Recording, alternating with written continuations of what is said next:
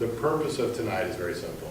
When I explain to you guys, four of you guys know this fairly well, you've never been introduced to this before. What chiropractic is, how it works, why it's important, and then some options you have here at the office, okay? Again, most of you know this really well, so I'm practicing this. I'm recording it for people around the world to see, because this is a new presentation based upon a two-hour talk by one of the major philosophy presenters in chiropractic, Reggie Gold. It's called The Chemistry of Life. So I've modified it a little bit, made it down to 10-15 minutes rather than 2 hours. So hang in there. If you have any questions, pop in, ask them, and then I'll cut them out when I post the video. Okay? Chiropractic is not just a fad. It is a specific, it's very scientific. We've been doing 120 years of research. One of the things I love about chiropractic is our founder's son, B.J. Palmer, spent millions of dollars back in 1910 and 1920 dollars. That's like hundreds of millions today. He spent all of the earnings he made on radio and researching what we're doing. The Palmer Clinic still has the largest collection of bones, human bones, privately held in the world. So spines all over the place, just human spines, different configurations. And he also had a sanitarium there that specialized in treating people with mental issues. And they had an 85% success rate. And in the 1918s, you guys heard of the 1918 flu epidemic? People around the world that got that flu had a 40% mortality rate or more. It was huge, it was bad. In Davenport, Iowa, the mortality rate was less than 10%. And that's where Palmer was located, and everybody went to him during that flu epidemic. The body became strong enough to fight off even that. So it is specific, it is scientific, and this is just a way that chiropractic looks at your body. Let me ask you this question. Most people are interested in either how they feel or how they function. Which one usually is most important to you? Feel. Be honest. Yeah, because you can, dog, it hurts right here. Dog, it hurts right here. Hit this one. I have a friend in Connecticut, in New Jersey actually. He's a second-generation chiropractor, and he calls it whack-a-mole. He actually has one of the big whack-a-mole mallets on the wall, and he's like, "Okay, lay down, let me whack it." "Oh no, I'm just teasing, just check me and fix me." So most people, it's true, and most people are interested in how they feel. Okay, but I'm going to show you why how you function is even more important. Okay. And most people put chiropractic and the back together, the spine, and the spinal cord and brain are part of that whole system. So most people understand this aspect of chiropractic. The brain's job is to manage everything that goes on in the body, sending out messages through the spinal cord and through cranial nerves out to the body. The body's job is to do what it's told and then report back to the brain what it did so it can go and talk to its neighbors and do the next cycle. And it does that millions and billions and trillions of times a second for your entire life. And that's all part of the nerve system. It's pretty replete. They say that if you take out every other cell that's not a nerve cell in your body, you should be able to get a valid fingerprint and recognize you in a crowd. So that's how pervasive and that's how much the nervous system touches every cell in your body. The 4 quadrillion or 20 quadrillion cells in your body, even the ones circling in the bloodstream, they bounce up against the walls and they get information from the nervous system as they pass by. So the outbound track is all instructions. That's pretty bad if that gets interfered with. Would you say yes? Mm-hmm. And the inbound tracks are information. That's what the body's done and it's reporting back. And messing with that is just as bad. Do you agree? Okay. The other control system in the body, there's only two. For a cell to do anything, it either needs an electronic impulse from the nerve system or it needs a chemical impulse from the endocrine or glandular system. The pituitary gland is the master control gland of the entire body. It tells all the other glands what to do, how much to do, when not to do, how to balance all the other chemicals in the body. And that is actually part of the brain. So even this other control system that most people don't think is associated with the nervous system is part of the brain. And that's the endocrine system or the chemical hormone system. It's a very complex system. This is just one diagram of how the pituitary gland, different parts of it control different parts of the body, adrenals, pancreas, sex hormones, muscle glands, just all kinds of stuff. This is a diagram of how the cascade of these hormones affect everything in the body. There are people that spend millions of dollars and decades of their life to focus on one of these. It's a very complex system. And this is just a thought tree of how they all went to work, and it's not complete. There are still gaps of knowledge in how this all works together. But the body knows how it works. The brain knows how it works, and it's constantly sending out the signals and chemicals and nerves, getting the body to react like it wants to, and then getting information back. All of that is just instructions from the brain to the body on how to do its job. Okay? Now what's missing in this diagram? Feedback. Feedback. The only way that the body feedback or gets any information from the body is through the nervous system. Okay? And again, we said if information is lacking into this, it's not a good thing. So we add these two systems together, that's how your body works. Fair enough? Is that simple enough? How did I do? These guys have heard it kind of somewhere before, but if you understand it, I'm doing pretty good. Okay? So we have the endocrine system and the nervous system. They both send out information. They both send out instructions, but only the nervous system gathers information and relates it back to the brain. So if we throw in back to the very first question, which is more important, function or feeling, when we look at just the nervous system, not the endocrine system, only 7% of the entire nervous system has anything to do with feeling. Okay, so it by itself, 93% of just the nervous system, has anything to do with feeling, or 93% has stuff other than feeling going on, okay, to and from, out and go, okay? Then when you add all of the hormones have nothing to do with how you feel, right? So this becomes even less in this control system as you add in the other instructions from the hormone system. So what's most important to you now? Body function or body feeling? Body function. It's still, hey, it hurts right here, but you know better, right? Now you know better, yes? Shake your head, yes, you know better. Okay? Because really, hold on, let me back up here. Really, this is extremely important process in your body. This is the body saying, hey, I need some attention. Hey, focus on this, go find some help for this. This is beyond me fixing it. Your body's like, I can't fix this, I need some outside help. So I don't want to diminish the feeling part of it, but that cannot be the focus of what I do. Because I can block the feeling, but that doesn't block and stop the processes causing the alarm to go off. Do you see that? So it is important, but it's not my focus. We cool with that? Okay. The key, if you look at the diagram, where does everything come together at? Where does all of this stuff come together? Right here at the top of the spine. Okay? And in fact, part of the brainstem extends down into the top part of your neck about this far. Okay? So the top two bones of your neck actually can push on and cause pressure on the brainstem itself, not just the spinal cord, not just the spinal nerves, which is bad enough, but actually on the on the brain itself and the brain stem, and that's where breathing and heartbeat and all of the base functions are controlled. Okay? So that's pretty important, plus it controls everything that goes down below it. So chiropractic is a philosophy. It is why does this all work together? Number one philosophy is there is a universal intelligence that put all this together. And not only put this together, but everything that exists is under its control. It's the laws of the universe, physics, and all of this stuff that has to do with how particles interact with each other.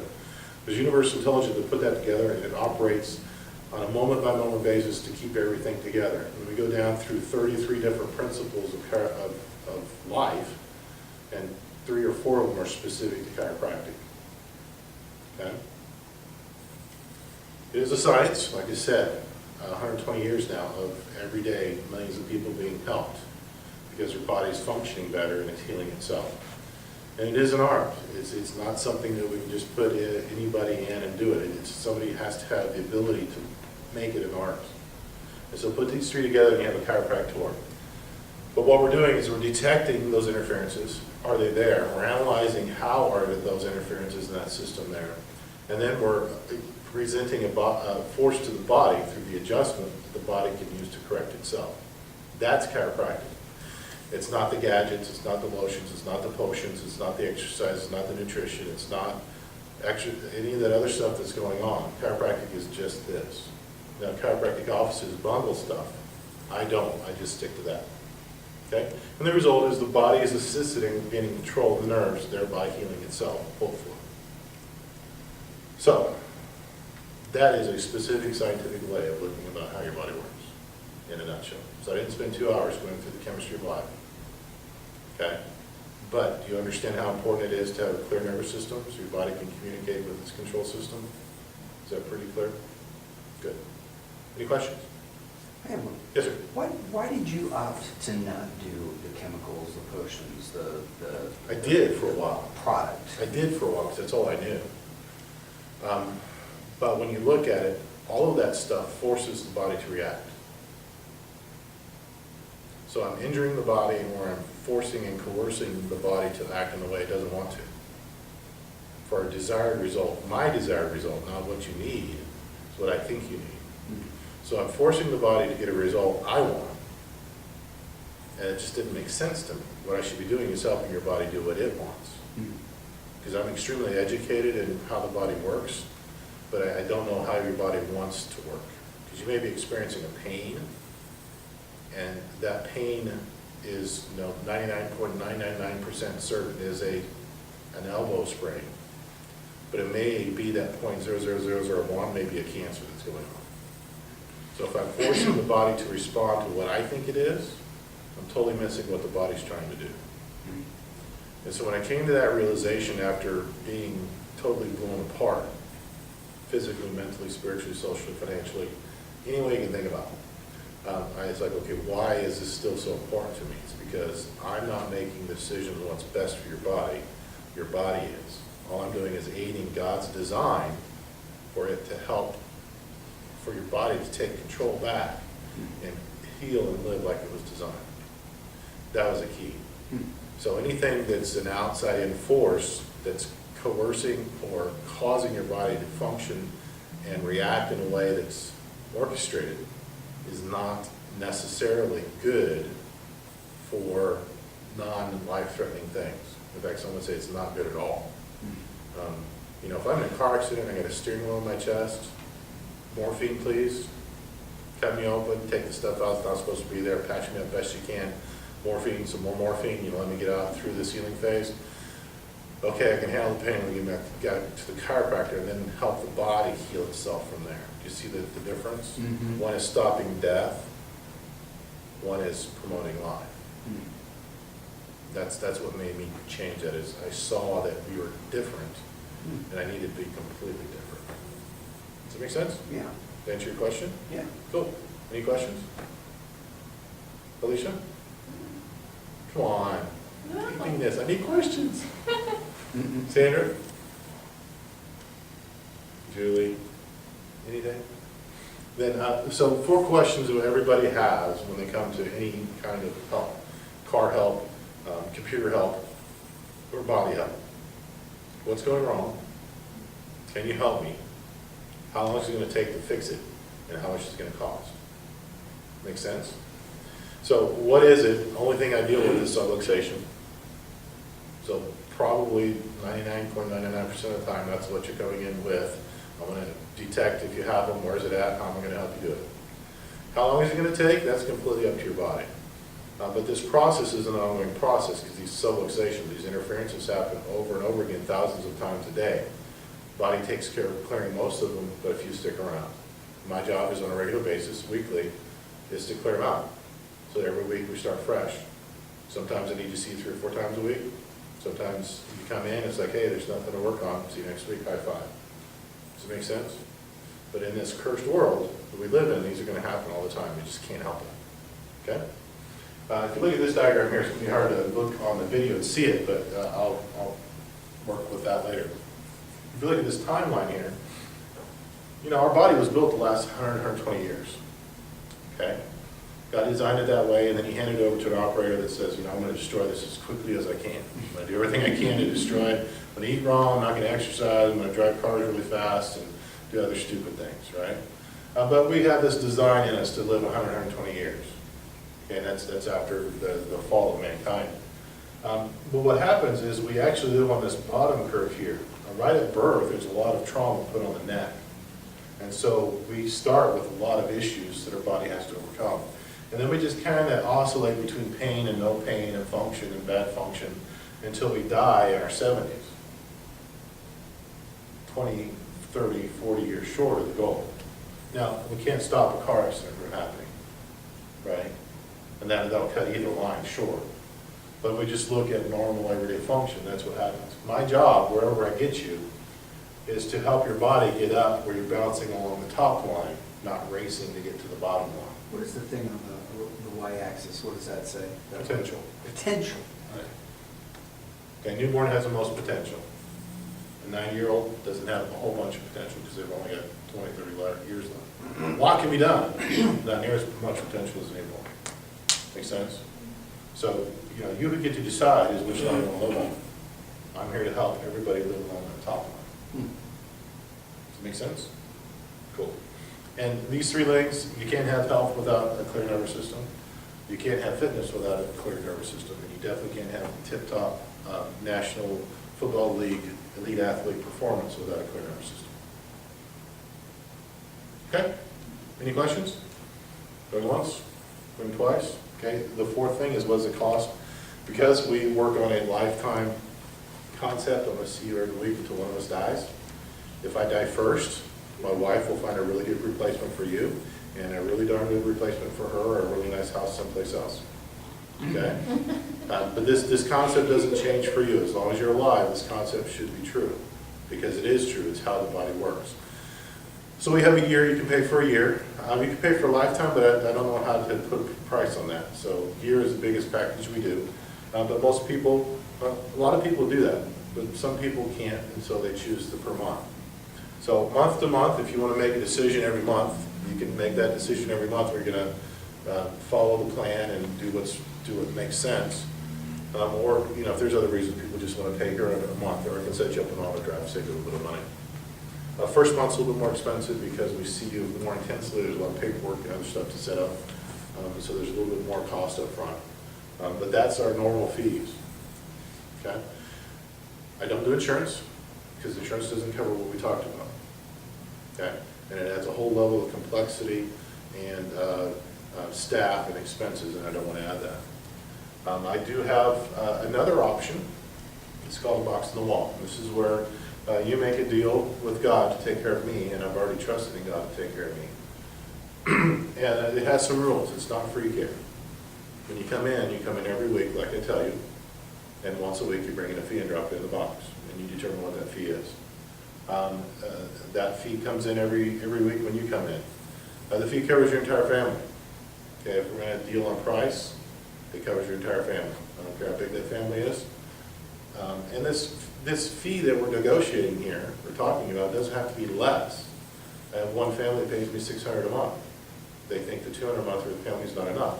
And I appreciate their honesty, and I appreciate their stepping up and realizing that. Part of the deal is you're expected to work for me, and that's referring in friends and family on a regular basis. I mean, that's just how it works. Okay? Otherwise, I have to spend money, increase my expenses to their advertising, which raises everybody's fee, and it's not fun. And you are expected to be here. I'm the expert. You hired me as the expert, and I expect you to be here like I tell you to. And it's not short-term cheap care. This is not just so you can pay me $5 a week and tell everybody you cheated me. Okay?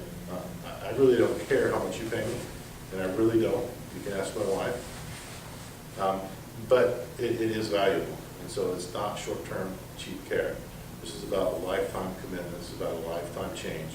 It's I have enough friends around the world that this could be part of your lifetime for your entire lifetime through your grandkids and great-grandkids. If you understand this, I'm not going to say if this is true because this is true. If you understand this and accept it, that's what goes on. Number 8 I put in here because number 9 is pretty harsh. Communicate. Life happens. People move, things happen, lose a job, whatever. Communicate. Communication, your situation trumps all the other rules. But if you just decide to stop, you don't get this option again. Fair enough? Is that pretty clear? Okay. That's it. I mean, that's what I have to talk about. So what is it? I help your body fix those interferences. Can I help you? That's all I do. How long it's going to take? I have no idea. And what's it going to cost? It's either my fees or your fees. You decide. Fair enough?